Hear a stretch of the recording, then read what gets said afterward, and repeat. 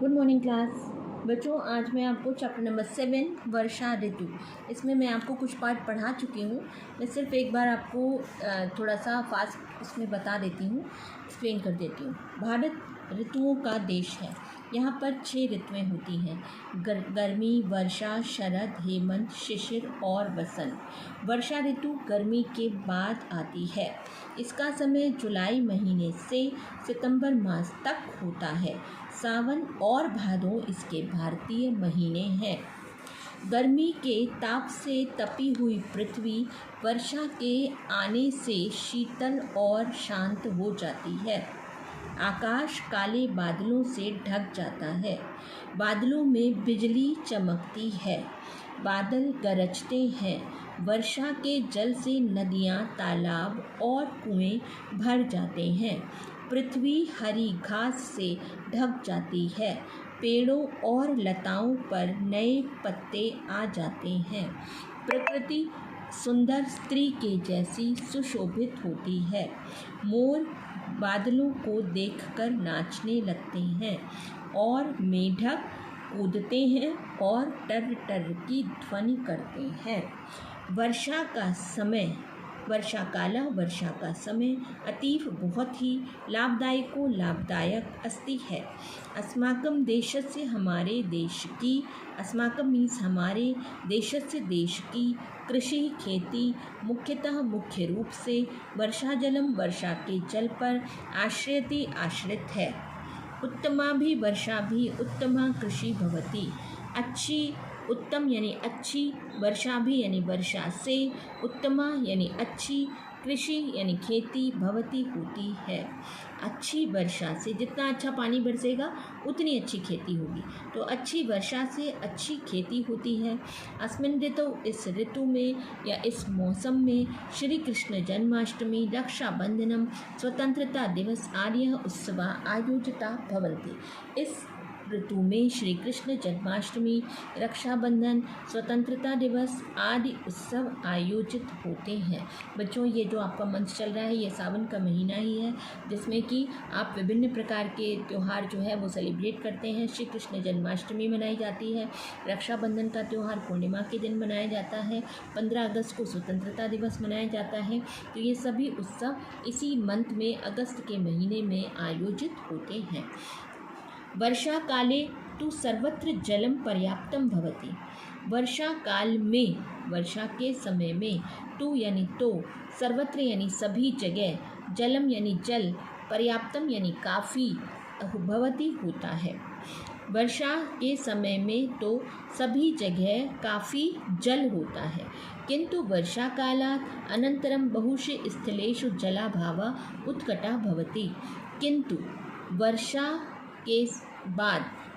के समय के बाद बहुत से स्थानों पर जल की कमी दिखाई देती है। किंतु वर्षा के समय के बाद, यानी जब वर्षा काल बीत जाता है उसके बाद, बहुषु यानी बहुत से, स्थलेषु यानी स्थानों पर, जलाभाव यानी जल की कमी, उत्कटः दिखाई देती है। अतः इसलिए, इदानीम अब, वर्षा काले वर्षा के समय में, वर्षा के जल के संग्रह के लिए विविधा उपाया, विभिन्न प्रकार के उपाय क्रियन्ते किए जाते हैं।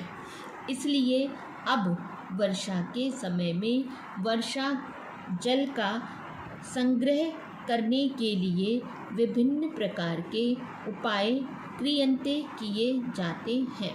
ग्रामेषु, गाँवों में, ग्रामेषु सप्तमी विभक्ति बहुवचन, गाँवों में ये तडागा भवन्ति, जो तालाब होते हैं, तत्र वहाँ पर वर्षा जलम सुरक्षितम भवति, वहाँ पर वर्षा का जल सुरक्षित होता है। तालाब भर जाते हैं, बाद में वो काम आता है पानी। तो गाँवों में जो तालाब होते हैं, तत्र वहाँ पर वर्षा का जल सुरक्षित होता है। नगरेषु अपि लघु जलाशयं निर्माय वर्षा जल संरक्षणं क्रियते। नगरों में भी यानी शहरों में भी, अपि भी, चा और, तो लघु जलाशयम यानी छोटे जलाशयों का, निर्माय यानी बनाकर वर्षा के जल का संरक्षण किया जाता है। नगरों में भी छोटे जलाशयों को बनाकर वर्षा के जल का संरक्षण किया जाता है। Turn the page, next page पर। वर्षाकालस्य काश्चित् हानियो अपि सम्भवन्ति। वर्षाकालस्य काश्चित् हानियो अपि सम्भवन्ति। वर्षा के समय की कुछ हानियाँ भी, वर्षा के समय से कुछ हानियाँ भी हो सकती हैं। यानी जब पानी बरसता है तो उससे हमें कुछ हानियाँ भी हो सकती हैं। एतस्मिन्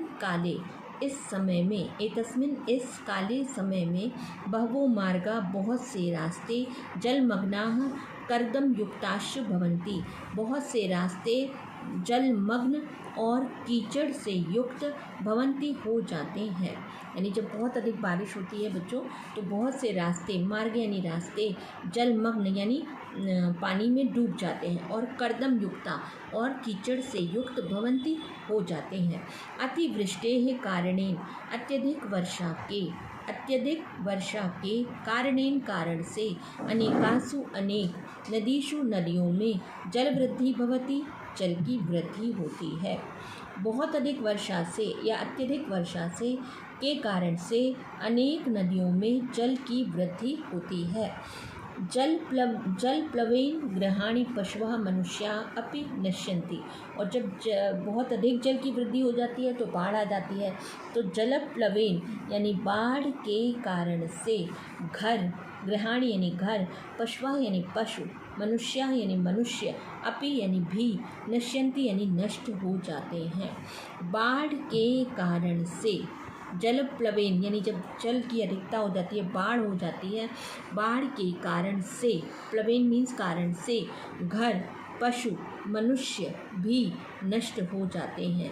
अनेके रोगाः अपि उद्भवन्ति, अनेक रोग भी उत्पन्न हो जाते हैं। जो बारिश का समय होता है उस समय कई रोग भी जन्म लेते हैं, तो अनेक रोग भी उत्पन्न हो जाते हैं। परंतु जलेन बिना जीवनम नैव चलति, परंतु जल के बिना जीवन नहीं चलता है, ना एव नहीं चलति चलता है, परंतु जल के बिना जीवन नहीं चलता है। अतः वर्ष ऋतु प्राणिनां कृते शुभदायका अस्ति, इसलिए वर्षा की ऋतु प्राणियों के लिए शुभदायक है। अतः यानी इसलिए, वर्ष ऋतु यानी वर्षा की ऋतु, प्राणिनाम यानी प्राणियों के, कृते लिए, शुभदायक अस्ति है। बच्चों ये जो वर्षा ऋतु चैप्टर है आप इसे रीड कर लेंगे। ओके।